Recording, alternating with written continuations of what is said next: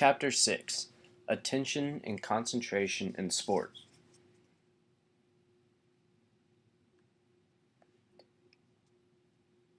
Explaining behavior.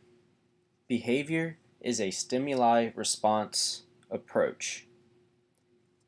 In this model, behavior is explained through stimulus-response connection, almost like a mathematical equation. The name given for this connection is the informational processing model of behavior. This works by having a stimuli that induces a number of mental operations that will in turn help choose the specific response needed for that occasion.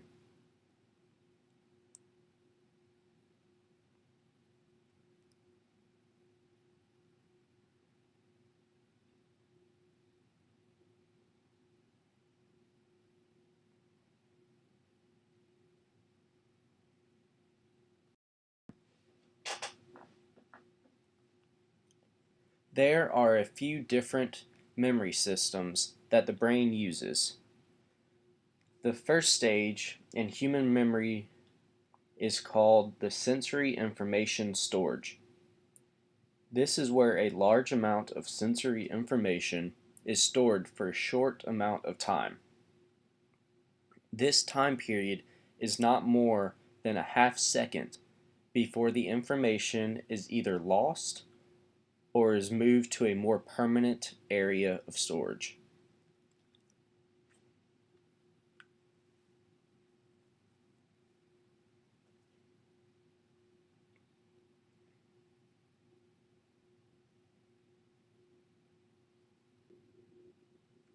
The second area is the short-term memory. This is also known as the working memory. The information handled in the short-term memory is often new information. For it to be learned and stored, the information must be rehearsed. Rehearsing new information for 20 to 30 seconds is usually all it takes to move to a more permanent storage. A term associated with short-term memory is chunking. This is the process of remembering groups of words or new information by grouping them by like sounds, words, and meanings.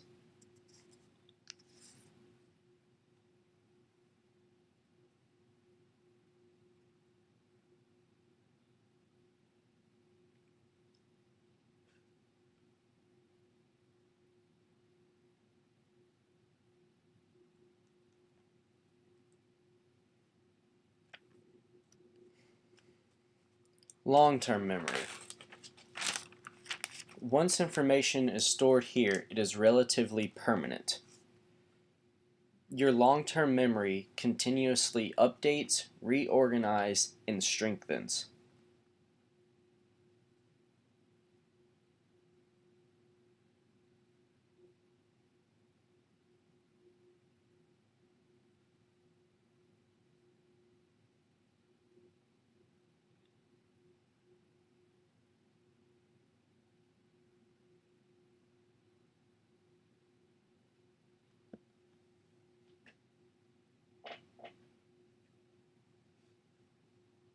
Measuring information. Information is conveyed by the task at hand. The amount of information is measured by bits or binary digits.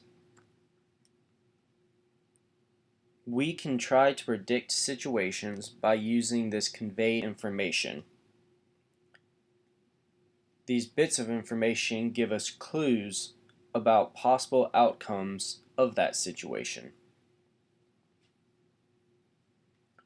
The more bits of information that the situation contains, the more complicated the answer to that situation becomes.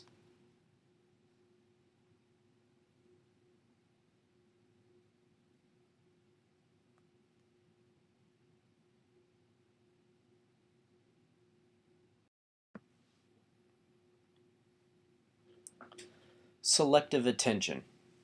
A very important term in this section is gate out. This is ignoring all irrelevant sensory information and only concentrating on what is important.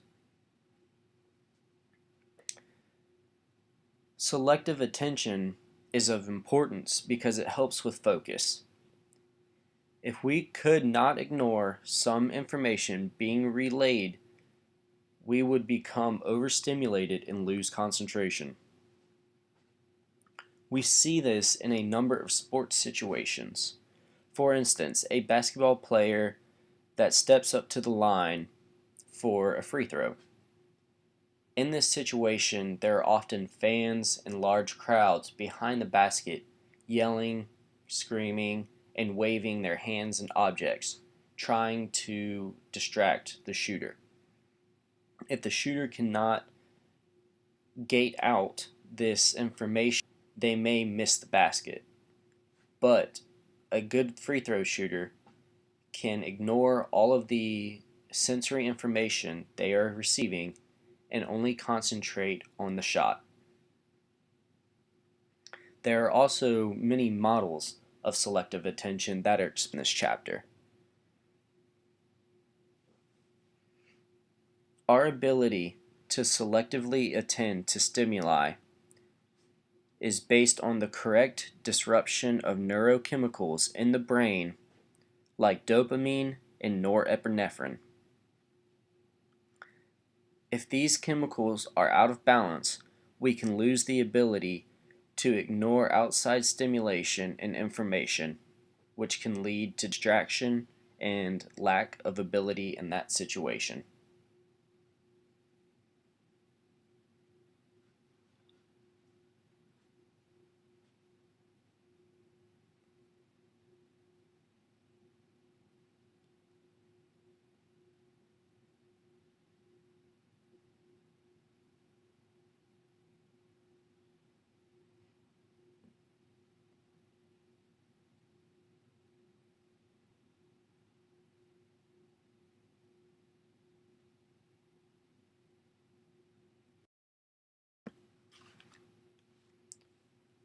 Processing capacity.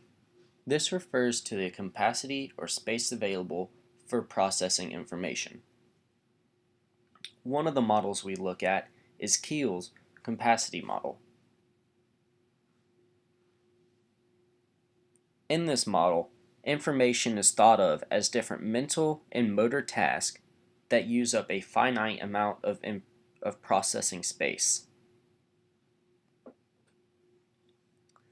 If the task or information is too big to fit, we will selectively attend to it. If it is small enough, we will do the task that is processed.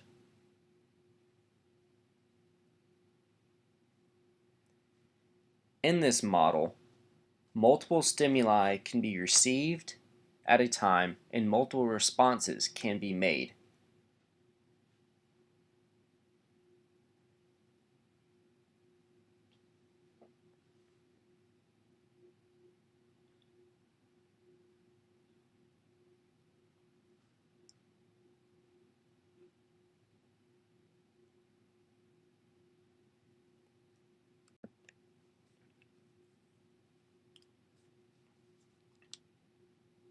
Attentional narrowing.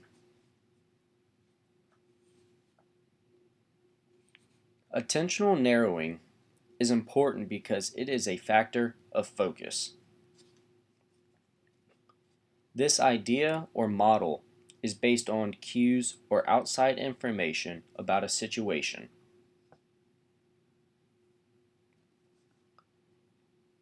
In low-stress situations, it is easy to pick up all necessary cues and irrelevant ones to make the correct outcome happen.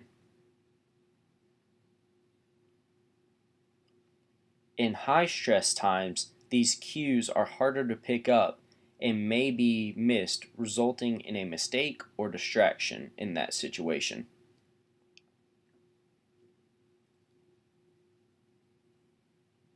The ability of an athlete to pick up on the appropriate cues is important for the player and team to have success.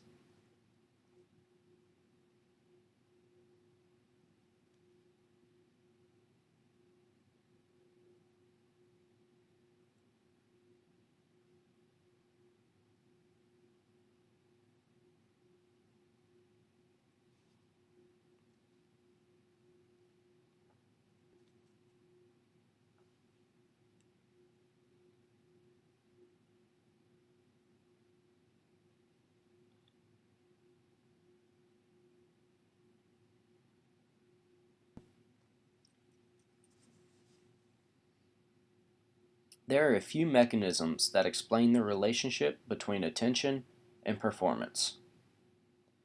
These include the ironic effect, the operating process, and the monitoring process.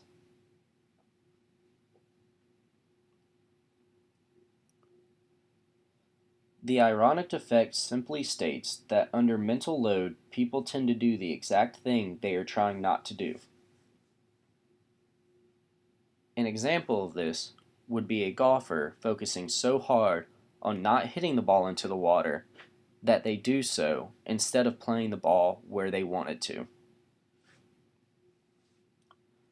This effect is controlled by the operating process and monitoring process. Under heavy load, the operating process is overloaded and suppressed by the monitoring process, while at the same time, the mental load causes the monitoring system to create a mental state that corresponds with control failure.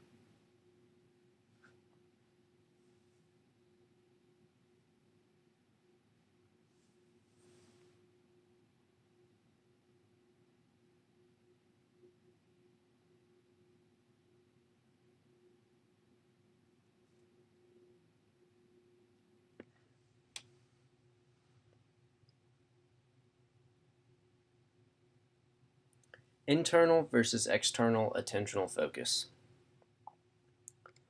When performing a task, it is possible to look at it in two different ways. The first is a step-by-step process.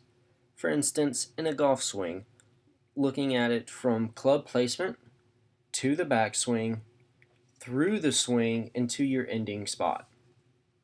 This is thought of as internal focus. You can also focus on the outcome alone of that task. In the golf reference, that would be focusing on where the ball is going to land or hit instead of the swing. This is thought of as external focus. Through different studies, researchers have come up with the general rule that external focus is preferred and good for completing a task, whereas internal focus is bad.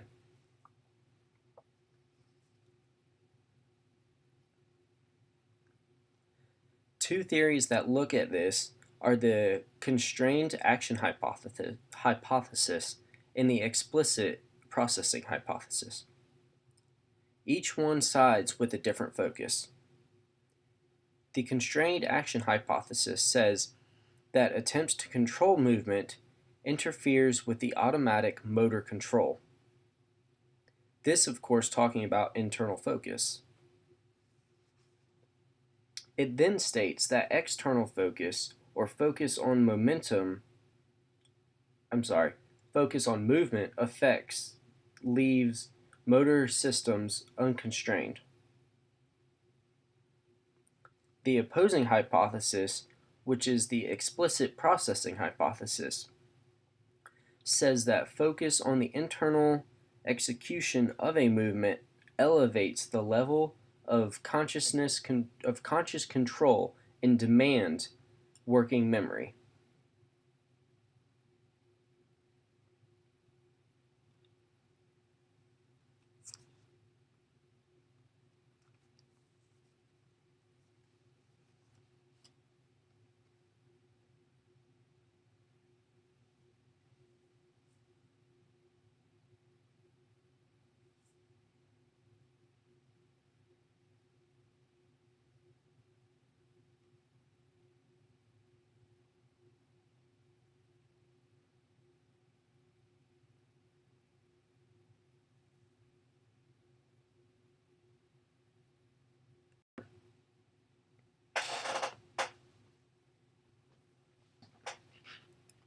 There are three theories that deal with how competing mechanisms can be detrimental to learning and performance. This first is the processing efficacy theory. This theory states that mental pressure and stress reduces the processing and storage capacity of the information processing system. This stress distracts a person from task-relevant cues. It also causes an overload on the processing system, which reduces the efficiency of the system. Second is the attentional control theory. This is an expansion of the aforementioned PET. The attentional control theory says that there is a disruption of two attentional systems during pressure situations.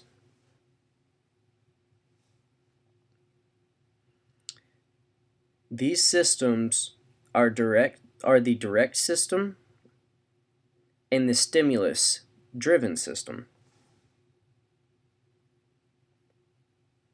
The important content here is that the stimulus-driven system is affected by focusing on unimportant stimuli instead of current goals and expectations.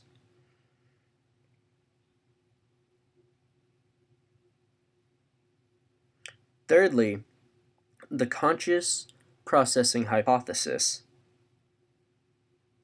is not like either of the previous theories.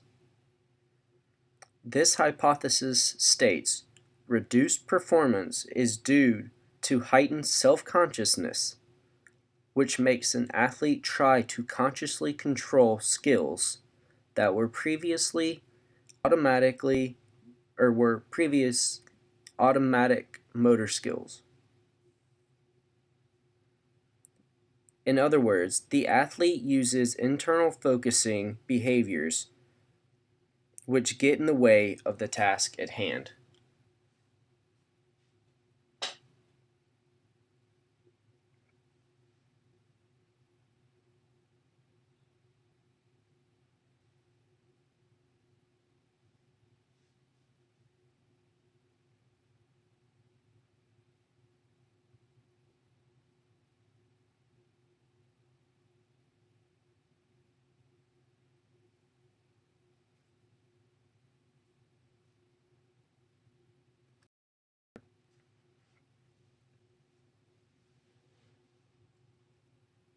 Attention control training. There are two areas of attention control training. First is focusing attention. In this process, an athlete is trained to have confidence in the situation as well as the others around him, and they are taught how to control their emotion. This is different for each individual and should be personalized.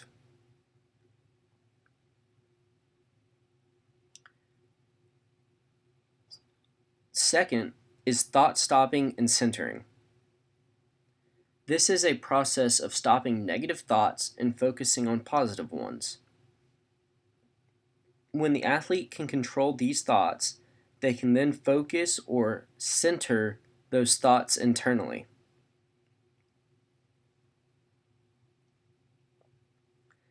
Doing so allows athletes to make conscious adjustments to attention and arousal.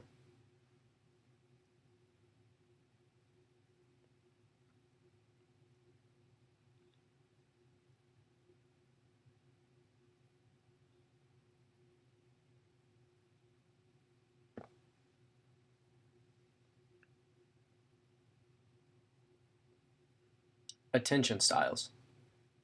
There are two types of attention styles. The first is associative. In the associative attention style, individuals internalize direction dimensions of attention and focus on body's sensory feedback signals. The second is dissociative. In the dissociative attention style, individuals externalize direction dimensions of attention and block out that sensory information from the body.